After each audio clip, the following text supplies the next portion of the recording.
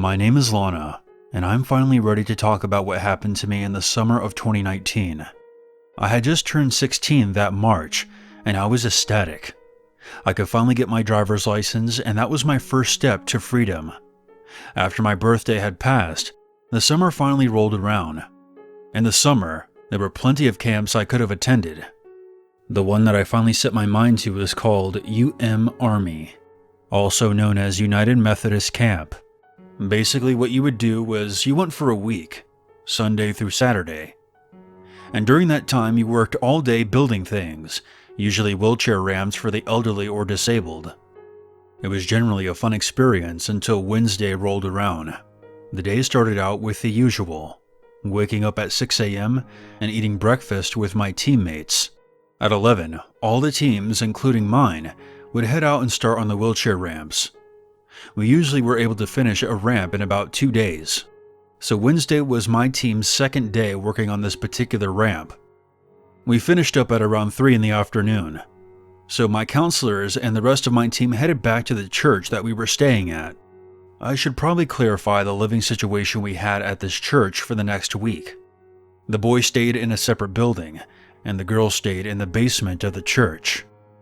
I'm not sure about the boys' rooms, but the girls were put into a room down in the basement that was originally used as a Sunday school classroom. There were 2 pictures hanging on the wall, a picture of Mary and a picture of Jesus. That Wednesday night, we all laid down to go to sleep. There was a girl named Sydney who was laying down across the room, and she started saying things like, "We should tell scary stories." We all asked her to go to sleep, and then Sydney proceeded to knock on the wall behind her, saying, "What if we get a knock back from the other side of the wall?" The room was dead silent after that for about 5 minutes. We all figured that Sydney had passed out, so one by one, we all drifted off to sleep. I was laying on the opposite side of the room from Sydney, and I was facing the pictures of Mary and Jesus. After everyone had fallen asleep, I was still awake, just laying there in silence. Finally, my eyes became heavy, and I laid my head down on the blow-up mattress. Suddenly, I heard this tiny knock coming from the wall behind me. The knock was quiet enough for only me to hear, but just loud enough to snap me out of my tired state. I then looked at the pictures that faced me on the other side of the room and sat up in bed. What I saw will forever haunt me to this day. When I looked, I saw a tall, faceless figure leering down at me. The thing was so tall, it had to bend its extremely skinny neck to look at me with its featureless face. I was frozen in fear. I couldn't move or scream. The figure appeared to exhale and started to bend its neck towards me. After what felt like an eternity of laying there, watching this freakish thing move closer, a light flashed in the room from someone's phone, and it snapped me out of my trance. I abruptly jumped to my feet and dove into the bed of one of my friends. I stayed there with her for the rest of the night, with my head under the covers. I cried until I finally passed out from exhaustion. Thursday morning finally rolled around, and when I got up, I acted like everything was normal. I was terrified about what I saw, but if I said anything, everyone would have thought that I was going crazy or something, so I kept it to myself. My counselor kept asking me if I was okay. He told me later on that he caught me staring off into space with a sad expression and silently crying throughout the day, which I have no memory of. I really wish this was the end of the story, but to my dismay, it is not. Nothing happened for the rest of the day. However, when night came, the girls had gotten into a fight about something, and this resulted in them moving into different rooms. My best friend Mulaney and myself were the only ones left in the room with the pictures. I was absolutely terrified to go to sleep in that room again, now that it was just me and only one other person. As we were settling down for the night, my youth director Rose, who was a close friend of ours, walked into the sleeping quarters and talked to us for a while. Suddenly, we all heard an ear-piercing scream echo throughout the basement. It came from one of the other rooms the girls had moved into. The three of us hurried into the hallway to see what was happening. The girls ran out of the room and were absolutely hysterical. One of them grabbed me and said, "He's here. The devil's here." I then made my way into the room that the girls had just fled, and I immediately felt a dark presence lurking there. The girls were finally able to tell us that something had grabbed one of them, and a moaning sound could be heard. I'm not sure if the girls actually saw something, but I put two and two together and concluded that there was something evil residing within that church, and that night it showed itself to me, for some unknown reason.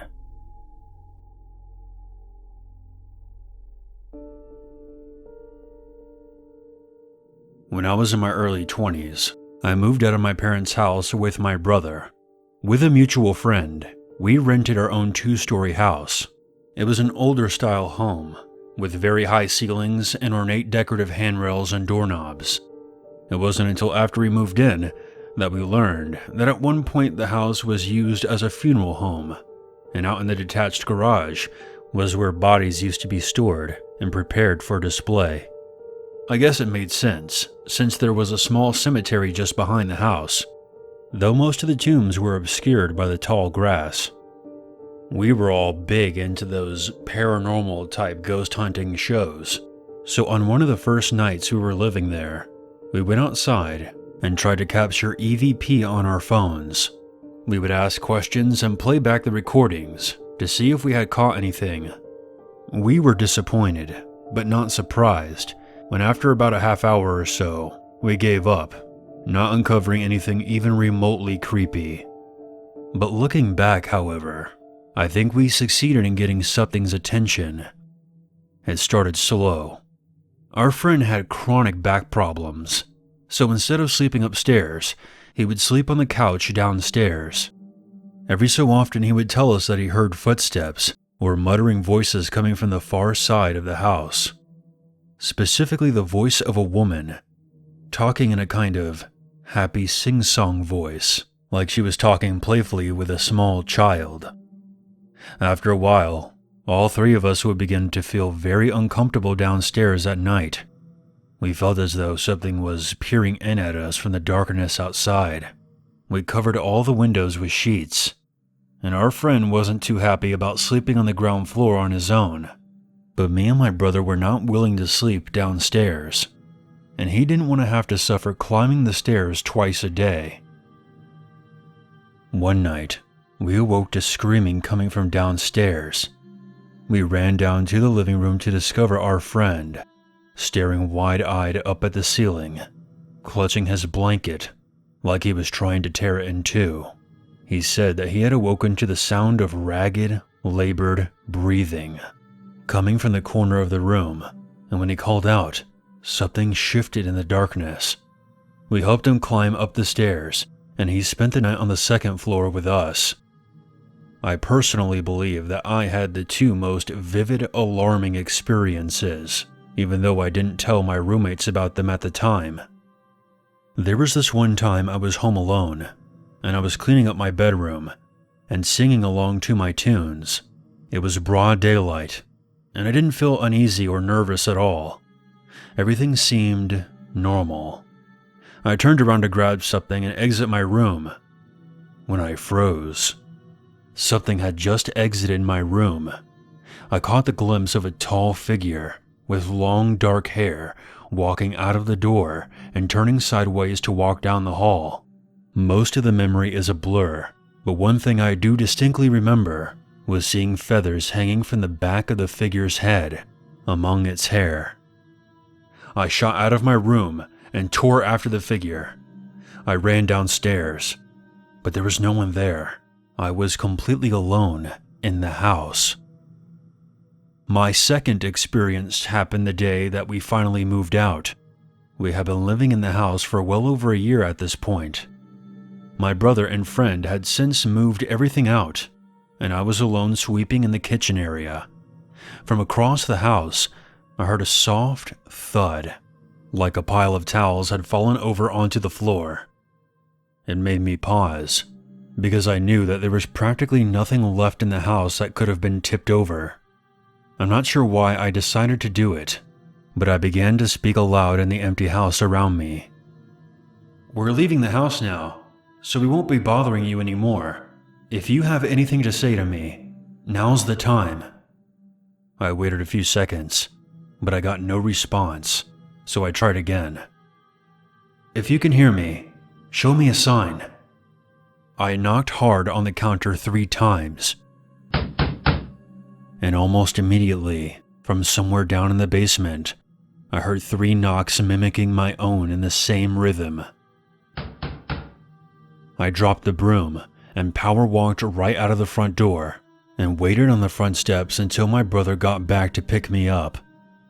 I told him that the cleaning was done and there was no reason to step foot in the house again. The one thing that I take away from this is that I'm never even going to pretend to mess with the supernatural ever again.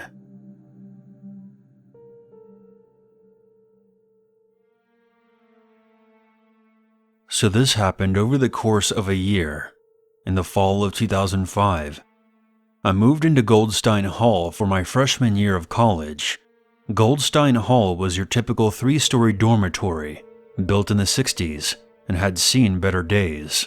My room was your typical cinder block dorm. It wasn't very fancy, but it was home for the year. I quickly threw myself into the college lifestyle. Classes, sports, parties, and living on pizza. Things were normal at first. My roommate Alex was a very shy kid who liked computers and watching football games, but he was homesick and he spent a lot of time at home, so I would get the room to myself. One day while typing up a paper on my computer, I felt a chill go up my back as my TV suddenly turned on. I was creeped out, but I tried telling myself that I must have accidentally hit the remote button even though I knew it was on my bed. There were times I would hear knocks at my window, but nobody would be there. Or I would have my door open and see it slam shut, as though it had been hit with a gust of wind. One day I came home to find my radio was on, even though I knew I had turned it off when I left for classes that day. I would see books being out of place, and there was this one time that my Phillies baseball cap, that I couldn't find for a week, suddenly appeared on top of my computer. Every once in a while, I would smell the strong smell of cologne in my room, despite the fact that I don't wear cologne, and Alex was almost never in the room. Each time something weird happened, I always tried to explain it away to myself, with less and less success. The weirdest incident of that semester happened when Alex and I were sitting in the dorm, watching Thursday night football. When out of nowhere, our microwave came on for about 5 seconds and then stopped. Alex and I looked at each other for a moment, not saying a word. Then we went back to just watching the game. He wound up skipping his Friday morning classes and immediately went home the next day. The end of the semester came, and Alex decided that he was going to transfer out of the school. I wasn't too surprised, because I knew that he wasn't really into going here. After finals, I decided to be nice and help Alex load up his car. My family wasn't going to pick me up for winter break until the next day, so I had no problem with helping the guy move out.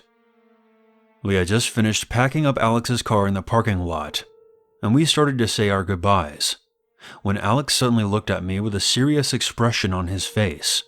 He then said, "I don't know how you can stand being in that room. You know what I'm talking about." I then let out a deep breath. "Yeah, I know. I'll be fine." We then shook hands, and I watched Alex leave Goldstein Hall for the last time. Luckily, nothing weird happened that night, and over winter break I managed to convince myself that I was just having an overactive imagination. The new semester started in mid-January of 2006, and I was excited for my new roommate. This time it was a guy named Matthew, who was redshirting for the football team. Matthew was pretty nice, although I didn't have a lot in common with him. Matthew stayed for about the first week of classes, and then immediately switched to another dorm. He didn't even say a word to me about it. I came home from classes one day, and all of his stuff was gone. When Matthew left, all the strange stuff that had been going on in the previous semester started up again. I was willing to deal with the weirdness of the room, because I liked having a double room to myself for the price of a single room. As a means to cope, I started drinking more. Hey, I was 19 at the time. I learned to ignore it when a weird chill went around the room, or when my favorite sweater would be on my bed instead of in my closet where I had left it, or when I would fall asleep in my bunk bed and hear rustling on the bunk above me, even though it should have been empty. Denial is a beautiful thing. The year eventually started to wind down, and in early April, I wound up getting really drunk at a lacrosse party, and we're talking really drunk, like just short of being hospital drunk. My friends Mason and Ryan walked me home that night, and I remember them helping me get into my bed and placing a trash can right next to it just in case I got sick. I then fell into a deep, drunken sleep. Suddenly I felt water splash across my face. A guy that I didn't recognize stood over me, holding a water bottle.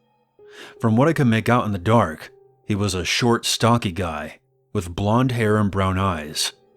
He yelled at me that there was a fire and that I needed to get out of the building. Confused as to how he got into my room and still being pretty drunk, I somehow managed to grab my phone and stumble out of the building, with the fire alarm blaring and the sprinklers going off.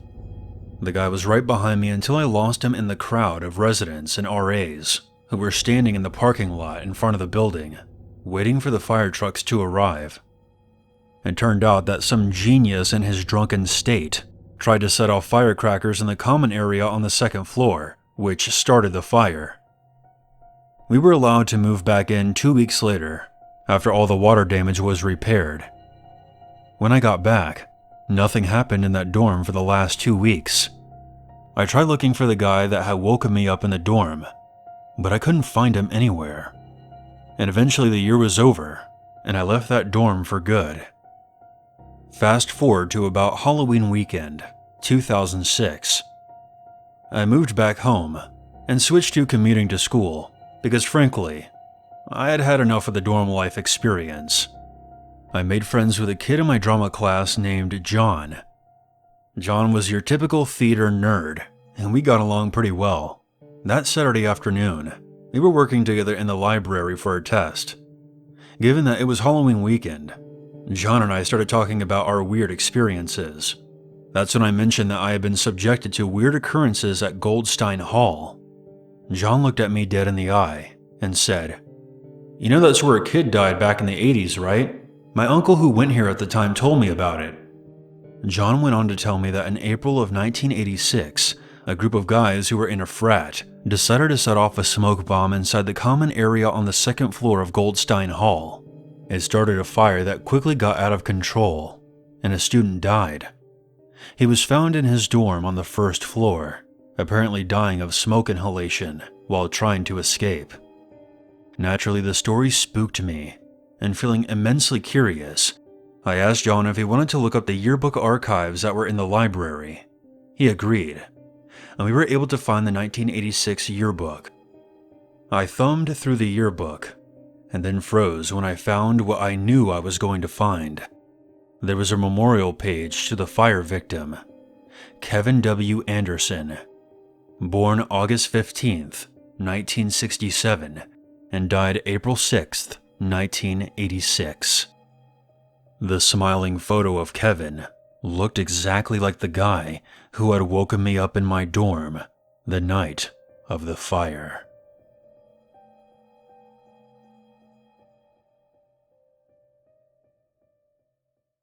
There's always a reason to be afraid.